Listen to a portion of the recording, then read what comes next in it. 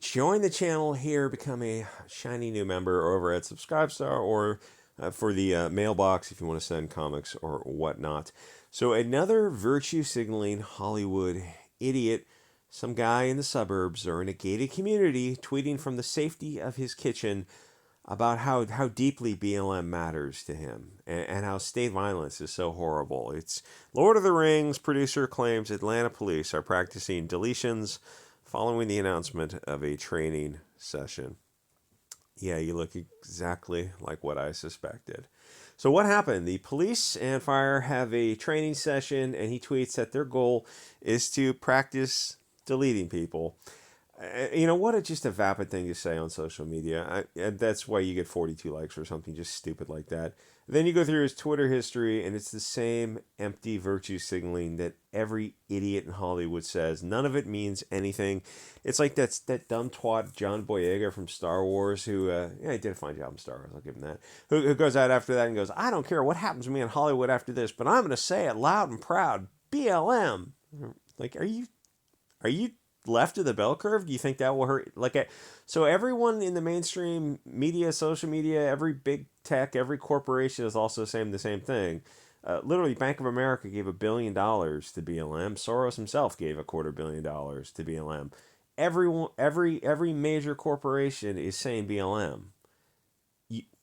Are you just that deluded in an echo chamber to think that somehow that's going to negatively impact you when you're working for Disney?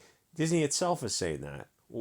Are you? What's the color of the sky in your world where you think this stuff? Like, you're such in an echo chamber that nobody takes you aside and say, "Hey, John, there's virtue signaling, buddy, and then there's virtue signaling. Like, have you looked around? Because every corporation is also saying BLM.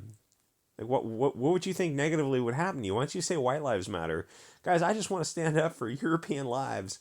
I think all lives matter. Like, what happened to you? Oh, then you're blacklisted in Hollywood. Like, Isra, who's that guy? The guy who was in The Gunslinger and played Heimdall, he was coming out with a slightly politically incorrect take that upset the left wing a little bit. It's like he didn't. I mean, I'll do that in a different video. So, to see people like, what happens if you say all lives matter or white lives matter in Hollywood?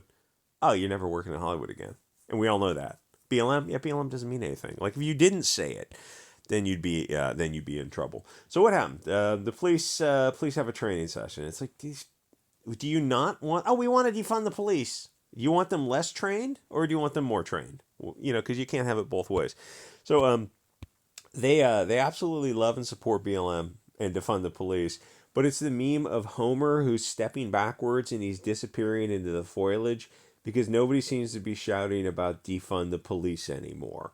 Or hiring social workers to go out on a call because apparently America needs babysitters. And the funny thing about the social workers has got me thinking is, you talk to these people on Twitter. It's like they never think 2 steps ahead. We're not talking chess. We're talking a simple linear game of checkers or something. So these guys go on social calls. You don't want the police. Okay, so these people on social calls, they got to wear a uniform so you recognize them, right? I mean, they got to be presumably licensed by the state, have insurance, all this kind of stuff, healthcare systems. Right. And so, I mean, you're going to have people who are going to be violent. You might even have, like a lot of unforeseen circumstances. You're probably going to need some pepper spray and probably a taser, right? Oh, right.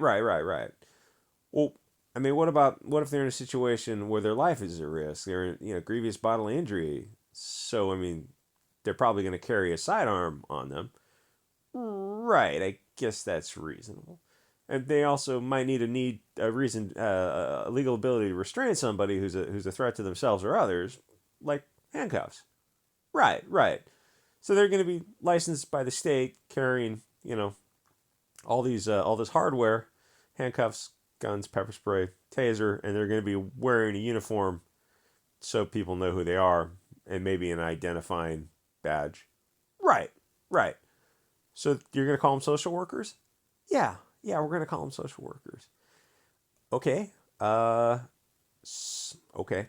I mean, that's, you talk to these people and you say, oh, no, they're going to be unarmed people who are going to go, they're going to be uniforms, but they'll be unarmed people. So who would take that job? Well, if there's a circumstance, they'll just call the police. Okay. So now you have 2 agencies. I mean, the compromise would be, why don't you just train the police better? And the funny thing is, the puppet masters don't want better trained police. They want violent sociopathic cops. And that's something like not a lot of people talk about, because the right is so, and the right and the left, it's like these people are just so effing brainwashed. They never actually get over target. They neither one of them, the right or left, is just so effing useless. It's like you just keep going in circles for the past 70 years, accomplishing absolutely nothing. It's anyway. So this America needs babysitters, because this 70-year socialist experiment in replacing the family with the state hasn't worked out too well.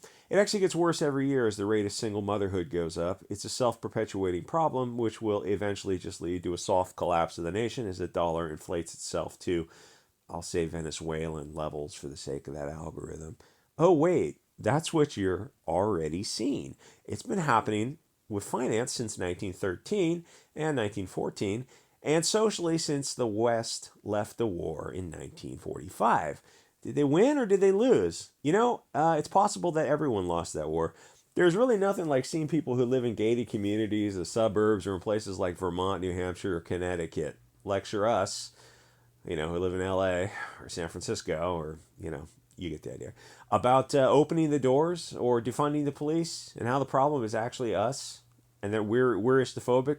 But they're saying this in Vermont, like you can just bum f, mountains of Vermont, where I don't know if there's mountains out there, but something about Vermont or Maine or something. It's like the flies, the deer flies are absolutely insane. Well, they're insane everywhere. You get my point. It's like, so you guys are gonna. They're trying to diversify those states also, because they're too they're too homogenous. Is that the word I'm looking for? Heterogeneous? I don't know.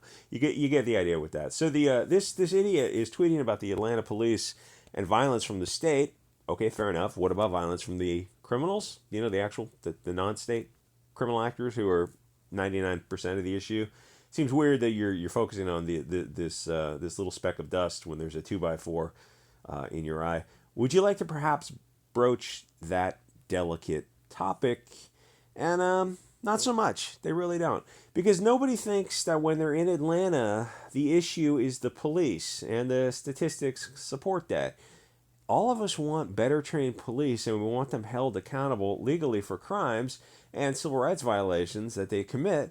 But don't pretend for an instance that is the primary issue. Nobody is calling to defund the police anymore, because all those cities saw what happened over the past 3 years. They always talk about mental health services and sending social workers, basically replacing the state for the family, which is the Bolshevik game plan. It's the found family thing, Saul Alinsky, Frankfurt School, that type of stuff. So why not just admit that cultural Marxism has failed and focus on rebuilding the actual family? The blood family, the blood tribe.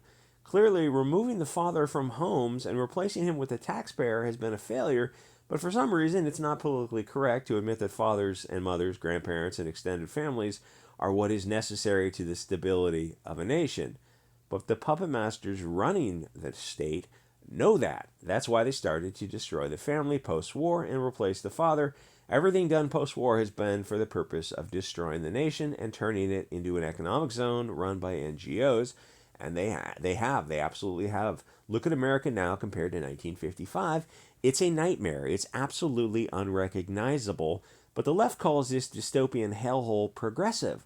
Well, where does the progress end? What's the end goal? I mean, there's no end goal when you keep moving the goalposts, because everything post-1960s has just gotten worse and worse. If you don't believe me, watch old videos of cities in America and Europe, back in the 30s, 40s, 50s, and compare them to now, while those videos are still available on YouTube. There's a lot of old videos that were on YouTube that showed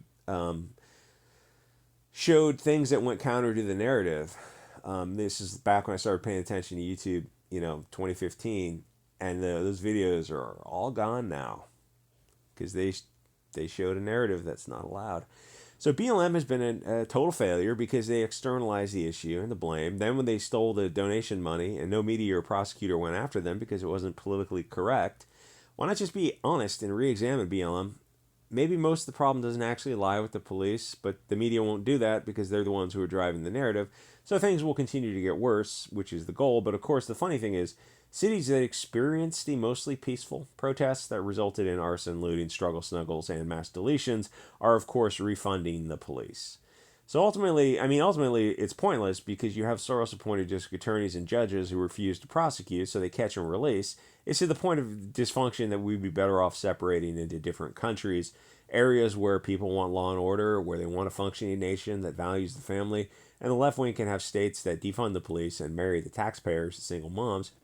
But yes, we have states now, obviously, a 50-state model with the expanding federal powers almost ever since it formed. But I mean, you'd need to enforce borders to prevent the Bolsheviks from coming in and simply taking over your state, the California, and you need the right to exclude others, which is, a little bit edgy for YouTube. So the Californication of America, you'd have to prevent that by having more so than simple states, because they're not really 50 independent states anymore. It's just one federation.